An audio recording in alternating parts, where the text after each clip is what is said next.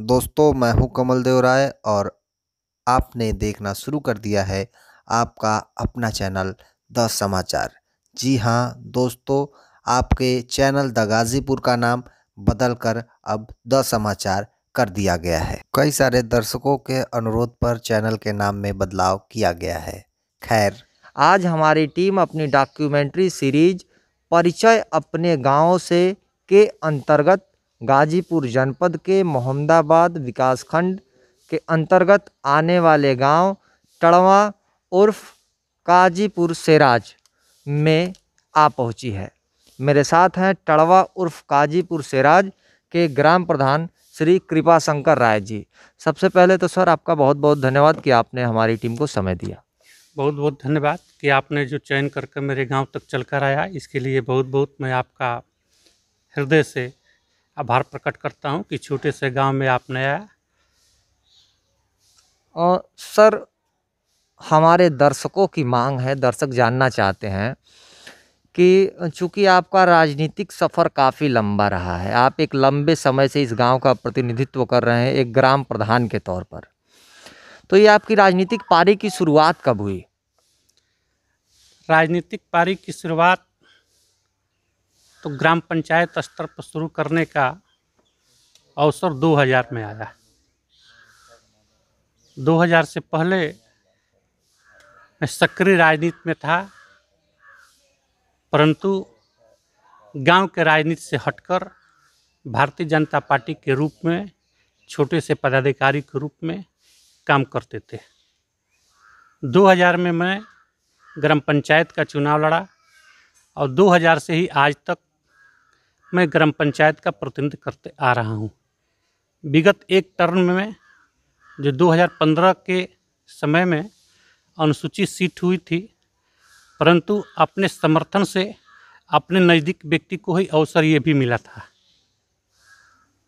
ये 2000, 2005, 2010 और 2015, 2000 से लेकर 2020 तक ये गांव के सम्मानित जनता ने सम्मान के तरह से मुझे गांव का सेवा करने का अवसर प्रदान किया। अच्छा, जब आपने अपनी राजनीतिक पारी 2000 में शुरू की तो उस समय गांव में सबसे प्रमुख चुनौतियां कौन कौन सी थी? गांव में सबसे प्रमुख चुनौतियां, गांव के लिए आने के लिए रास्ता नहीं था। लोगों ने हमको उम्मीदवार के रूप में जब अपने बीच में पाया तो मेरे सामने एक प्रबल एक प्रस्ताव भी लोग मन में रखे या शेयर भी बहुत से लोग किए कि गांव में आने जाने के लिए एक संपर्क मार्ग नहीं है। संपर्क मार्ग न होने के कारण लोग अपने 2000 से पहले अपनी बेटी की विदाई, अपने बहू की विदाई, अपन लड़कों को परछावना, अपने घर की किसी भी पुरुष या महिला सदस्य अगर बीमार पड़ते थे तो खटिया और मुचलना पर लाद कर या तो स्टेशन या टड़वा कोल्ड स्टोरेज या सिंचाई विभाग कॉलोनी पर ले जाकर तो साधन में बैठाकर हम लेकर जाते थे। उससे पहले मेरे गांव में एक भी रास्ता नहीं था जो अपने संसाधन से गांव में आप प्रवेश करते सकते थे। तो गांव के लोगों की एक उम्मीद थी कि आप अगर होंगे तो सबसे प्रमुख संपर्क मार्ग का था कि आपने एक गांव की बड़ी समस्या को हल करने का प्रयास करेंगे। उसको मैंने जहां तक संभव हुआ, आज आप देखते होंगे कि प्राय एक तरफ से नहीं, गांव में कईयों तरफ से 3-4 तरफ से गांव में प्रवेश कर सकते हैं। प्राय अधिकतर लोगों के दरवाजे पर 4 चक्का की गाड़ी जा सकती है। आप अपने संसाधन से किसी घर का निर्माण करना चाहते होंगे तो ट्रैक्टर टाली लेकर जा सकते हैं या कोई भी सामान लेकर जा सकते हैं। उसमें कहीं से कोई व्यवधान उत्पन्न नहीं है।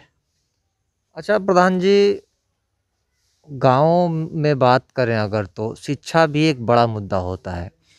तो शिक्षा और पोषण के लिए चूँकि राज्य और केंद्र की सरकारें बहुत काम कर रही हैं, जो छोटे बच्चे हैं ये कुपोषित न हों तो इनके लिए आंगनबाड़ी केंद्रों की स्थापना गांव में कराई जा रही है उनकी शिक्षा और पोषण के लिए। तो इस मामले में आपका गांव किस स्तर पर है?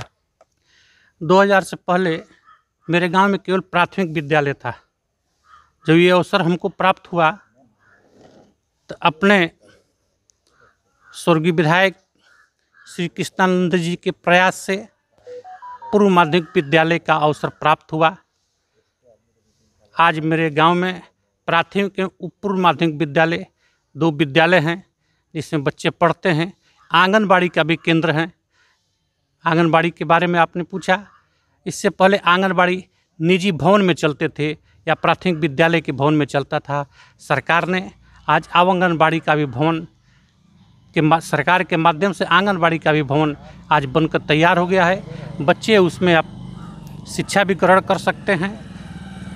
उसमें किचन भी है, लैट्रिन बाथरूम भी है, हैंडपम्प की भी सरकार ने व्यवस्था की है।